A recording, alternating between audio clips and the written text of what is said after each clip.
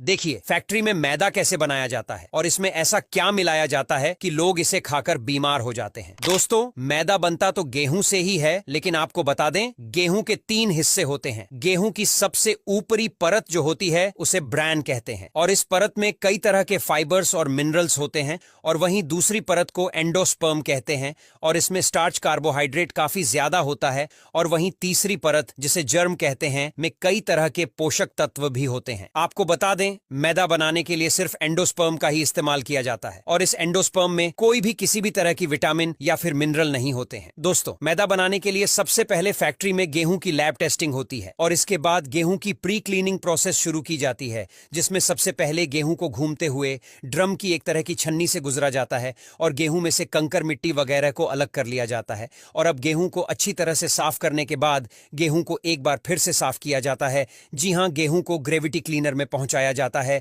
जहां पर एक के ऊपर एक कई सारी तिरछी छन्नी लगी होती है और यह गेहूं में मौजूद किसी भी तरह की फसल के दाने और धूल आदि को बाहर निकाल देती है। और अब इसके बाद गेहूं को मैग्नेटिक डिस्ट्रॉयर से गुजरा जाता है, जिसमें एक बहुत ही बड़ा इलेक्ट्रोमैग्नेटिक चुंबक लगा होता है। गेहूं को इस मशीन से इसलिए गुजरा जाता है ताकि अगर गेहूं में किसी भी तरह के कोई भी लोहे की चीज मौजूद है तो वह अलग हो जाए। इसके बाद अगली प्रक्रिया में गेहूं को वाइब्रेट सेपरेटर में भेजा जाता है, जिसमें वाइब्रेट करती हुई एक छन्नी लगी होती है और यह छन्नी गेहूं को और भी ज्यादा बारीकी से साफ कर देती है। और अब इसके बाद गेहूं को एस्पिरेशन चैनल से गुजरा जाता है, जिसमें गिरते हुए गेहूं को पंखे की तेज हवा से गुजराते हैं, जिससे गेहूं का भूसा और डस्ट अलग हो जाती है। और अब गेहूं को फाइनली क्लीनिंग के लिए ग्रेन वॉशर में भेजा जाता है, जहां पर इसे पानी की मदद से साफ किया जाता है और गेहूं को पानी से अलग भी यही मशीन कर देती है। और अब गेहूं अच्छी तरह से धुलने के बाद इस गेहूं को ग्रेन ड्रायर में डाला जाता है, जिसमें इलेक्ट्रिक हीटर